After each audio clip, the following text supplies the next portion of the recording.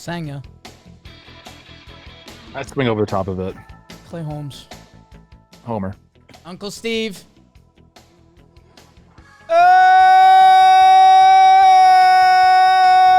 Hello and welcome to the team profile and projection for the fourth ranked team. It's your New York Metropolitans. And why are they at fourth? You, the people, put them there. But we'll also talk about their 2024 with the DirecTV Rewind. If you're ready to transform your baseball watching experience, head to directv.com/JohnBoy or scan the QR code on the screen to learn more. Last year, Mets, let's see. We were 7th in runs scored, sure. Runs allowed per game, they were 15th, so middle of the pack. Plus 71 in run differential, we like that. They're up 14 spots in the TPPs.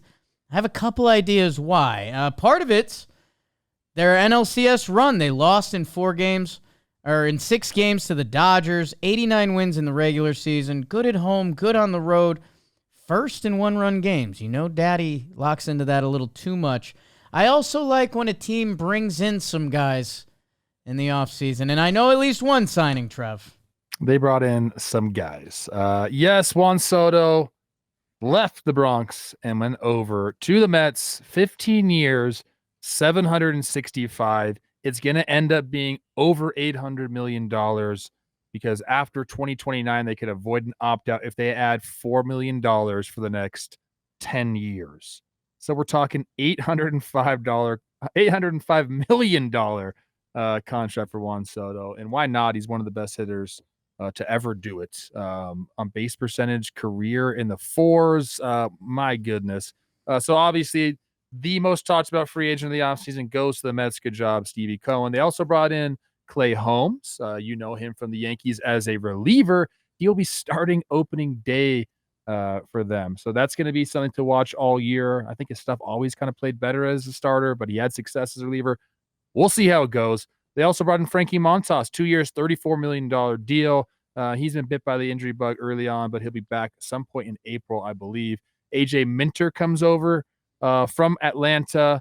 Griffin Canning comes in from the Angels. Nick Madrigal signs a 1-year, $1.3 million deal. He came over from the Cubs as some depth there. He's on the IL right now. They also traded for Jake's doppelganger, Jose Siri, from the Tampa Bay Rays. They brought in Alexander Canario from the Cubs as well.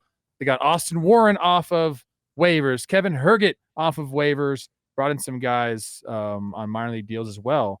But man, they keep adding because they had to re-sign Shaman Naya, which I thought was one of the biggest deals that they did. They brought him back 3 years, $75 million. Pete Alonso, that saga was exhausting throughout the offseason. He ends up coming back 2 years, $54 million guaranteed. Jesse Winker comes back. Ryan Stanek comes back. Drew Smith comes back. So they brought in a ton. They are looking to capitalize on what was a great 2024 for them. Jake, they also lost some guys, although I really feel like the parts in are much better than the parts out. Yeah, they did. They lost Sevy, which, you know, his season last year and his energy was felt throughout the Mets.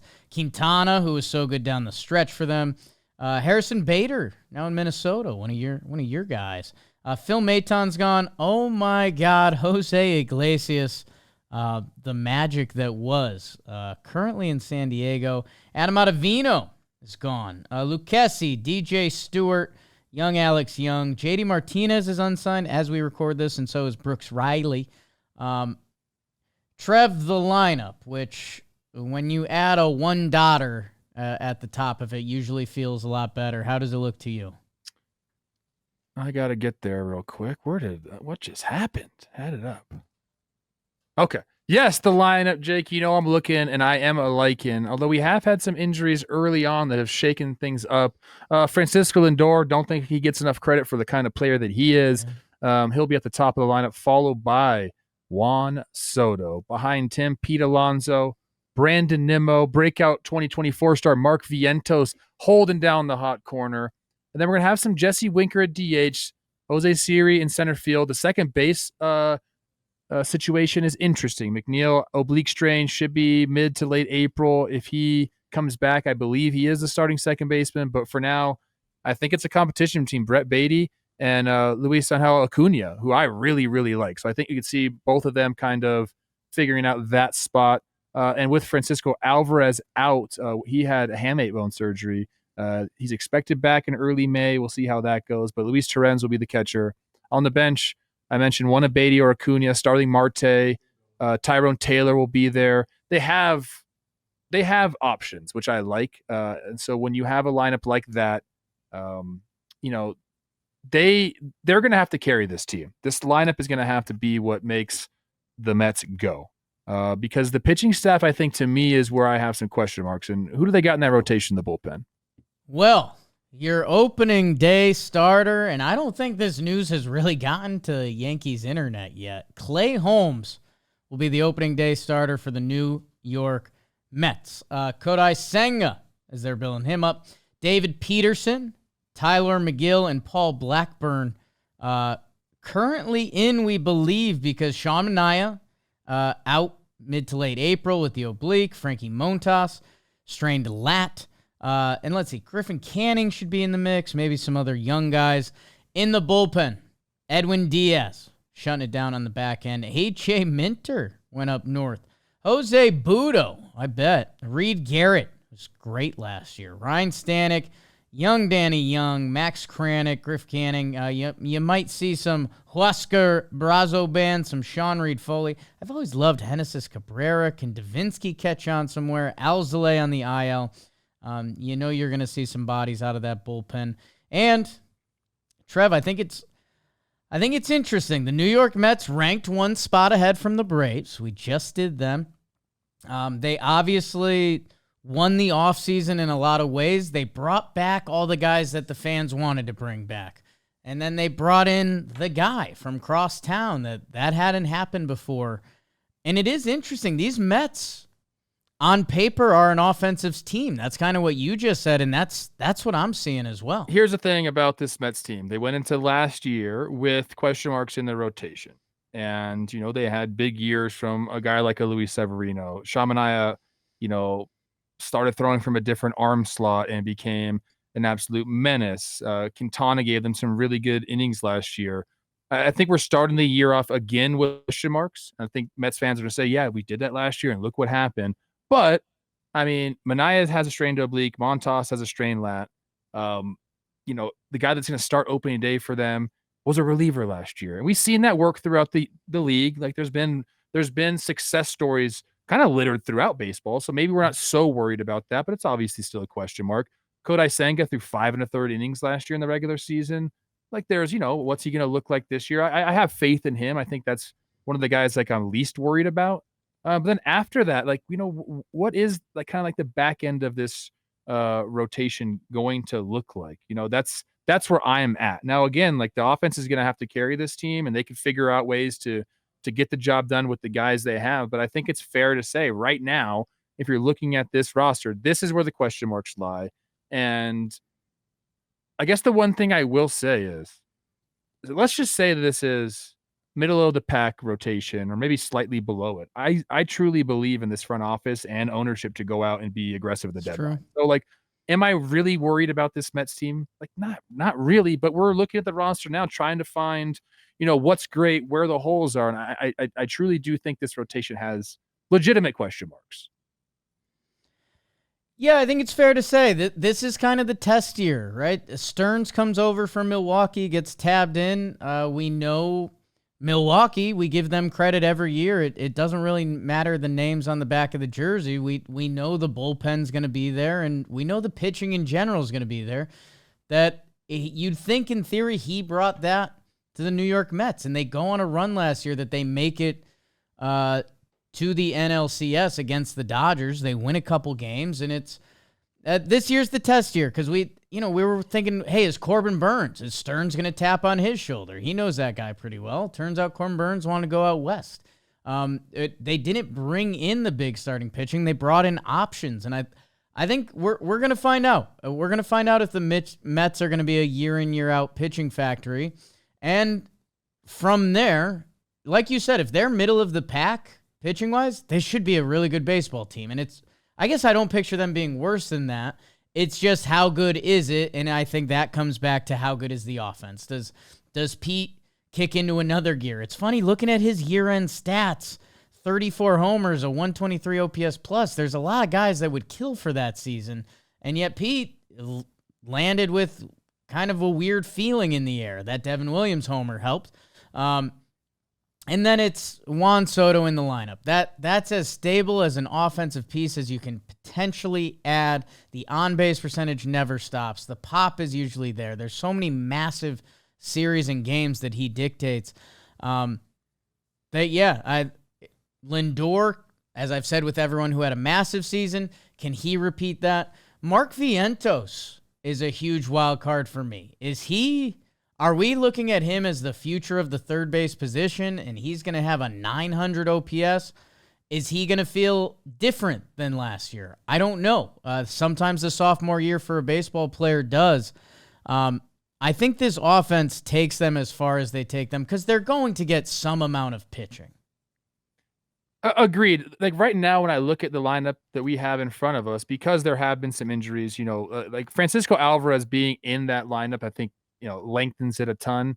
And really right now, we're looking at a Jose Siri being kind of like the only question mark. If Alvarez is in at catcher, then I think the only thing we're looking at is Jose Siri being kind of a below average offensive player. But everywhere else, they're above average, and in some places, they're the best in the game.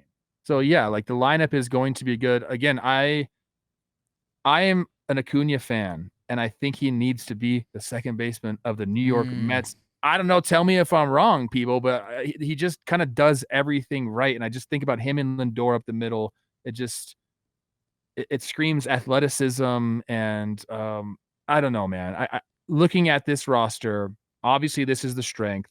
The only thing I worry a little bit about is it, and this is me nitpicking. Mets fans, don't get so mad. Is it a little bit like one-dimensional? We don't have a ton of speed on this team, right? We don't have that necessarily, but we do have bangers, man, and I think that's kind of gonna be their team identity. You got guys that are gonna get on base, and then you're gonna have guys drive them in. I don't think this is gonna be a lot of like, hey, we're gonna take the extra base type team. But again, I love the offense. I do. I'm combing through it, people. No, I see what you're saying. I mean, Lindor's athletic, depending who's in for the bottom of their lineup currently. Yeah, and it's a feel to a baseball team. And Mets, welcome to first world problems. Like a lot of the good hitting teams have this, because if you're a good hitting team, that means you have mashers, and there's not a lot of 5-tool mashers. I see what you're saying. Soto, Alonso in the middle there, Vientos, Winker. It could feel different, but when those guys are hitting homers, none of it matters. I think the Luis Angel Acuna thing is going to be interesting because he is an electric baseball player. Everyone very much recognizes that last name, especially in that division, and with McNeil, they went out and got him. That's the thing. They went and paid for him when they traded Scherzer. They said, "This is the guy I want, and we're going to eat more money because of it." Like, I think it's his time, dude. I mean, obviously, very limited run last year. He's 22 years old, only 40 plate appearances, but he had an OPS in the 9s. He just looked like he belonged. Like he wasn't from day one not scared of the big leagues, and like that's something that you don't see too often. So that's the vibe I get, at least. Hey, Brett Beatty, do your thing, man. Like, be the guy. I'm down. Let's have some depth. But when I'm looking at this team, I think their best starting 9 has Acuna in there somewhere. But I'm second base is the spot. Yeah, it will be fun to see throughout this season. Like Brett Beatty, was toe-to-toe with Vientos. Vientos goes out and does that. What can he tap into? And he might have just stumbled into some playing time. Does a Drew Gilbert get tapped on the shoulder at all this year? Are we going to look at them and say, wow, look at these young guys contributing? Or are we going to look at Soto and Alonso in the middle of that lineup combining for 75 home runs? And that enough can bring you so far in this league. The Mets are must watch this year. for multiple reasons, whether it's just Soto, whether it's that whole team feeling differently about their organization. Alonso could become the all-time Mets home run leader with 27 home runs this year. I would take the over on that. I don't know, man. It's within that division. And now that they're here, now that Soto is there, now that the Phillies have remained and we haven't gotten them to on our list yet. We just did the Atlanta Braves. I don't know. I think Mets fans can agree with this, and this isn't just me being Yankees Jake, but the past couple years, the Mets team with expectations came up short. The Mets team was without expectations, balled out. This year, clearly the expectations are back. It's a big test for the pitching that they've put together. That lineup is going to be there. And yeah, for me, I guess the optimistic, dude, you've got two studs that play every day in Soto and Alonso. So if there is an Acuna that steps up, if Beatty steps up, right, you got three studs that play every day. I mean, it's an absolute dream. Yeah. Again, I think they're so well positioned. They do have some minor league depth. This roster does have depth. You talk about Ronnie Mauricio. What's all that? All that's going to come to a head at some point. You can't. There's almost too many guys. So that's a good problem to have. And again, I referenced the trade deadline. I think this team will be aggressive at the trade deadline if need be with that starting rotation. There's guys available out there.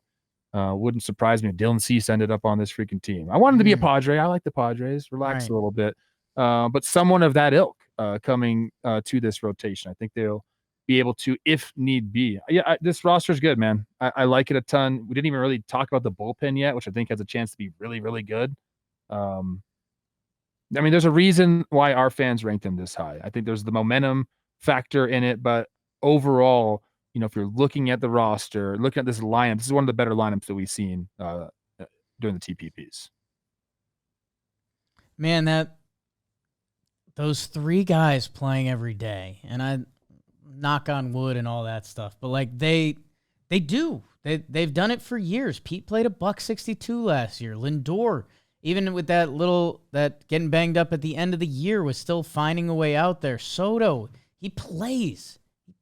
Yes, there's going to be some Yankee fans and Padre fans and National fans that when he makes a couple of his defensive non-highlights in right field that they're going to be all in our comment section, and that's fine. But they're not going to be commenting on the 1.0 OPS that he's almost a lock for. Him pretty much leading the league in walks. Wherever he lands in home runs and everything else. He's my favorite at bat I've ever seen, and I don't know. I'm excited to see where the over-under is at because I could see myself going either way on it, and I could see everyone going to the DraftKings Sportsbook because baseball season is here, and everyone's getting in on college basketball this month. You do it at your office, with your friends, family, whoever you do it with. It's underdog season. There's teams defending their titles. There's one team defending back-to-back titles. Whoops. And there's a time to lock in your picks with the DraftKings Sportsbook. Right now, all new customers who bet $5 get $200 in bonus bets instantly when you use code Talkin. New customers, code Talkin, $5 bet will get you $200 in bonus bets instantly. It's at the DraftKings Sportsbook. The crown is yours. Code Talkin. Coach? Are you ready for this one? The DraftKings over-under win total line is at 90.5. We just did the Braves. Theirs was 93.5. And you guys ranked the Mets in front of them. 90.5 would be 1.5 games over what they finished last year. 89 games last year. Is that correct? 89 games last year. They finished strong down the stretch. Yeah, they did. 20-10 in their last 30. That whole weird ending to the season, the regular season, that got everyone in the dance.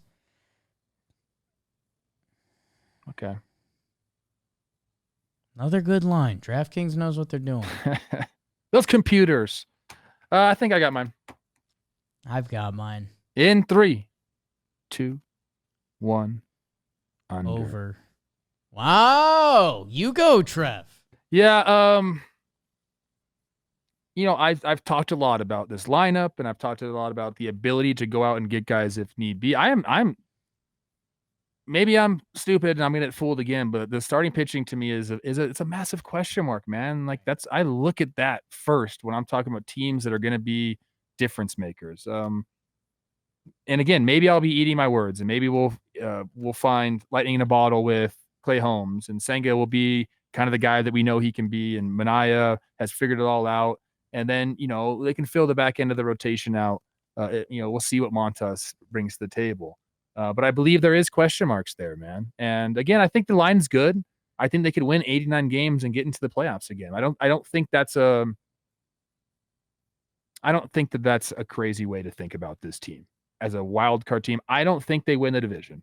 I think the Braves and the Phillies, I have both rosters over this Mets roster. So, I'm going to go, even if it's 90 wins, I still get the under 89, 90 in the playoffs with the potential. Again, the starting pitching could really, that's going to make or break the season. Yeah, there's something to be said about innings. Sevy threw a $182 last year. Quintana threw 170. Those are horses. Those in today's baseball, 182, that's 200. Manaya starts the year banged up. He threw 181 last year. There's a fear factor with the starting pitching. I guess you convinced me, Trev, when you said they've got 3 stars that play every day. Okay, so if I've got 2 other breakouts, we didn't mention Brandon Nimmo in this. He had a weird year. He's usually pretty consistent. He had some weird fastball stats last year. Feels like something you can tighten up and can change in a season. If they have 1 or 2 young guys pop, they have one of the best offensive in baseball. And I get 3 stars that play every day. I believe in that.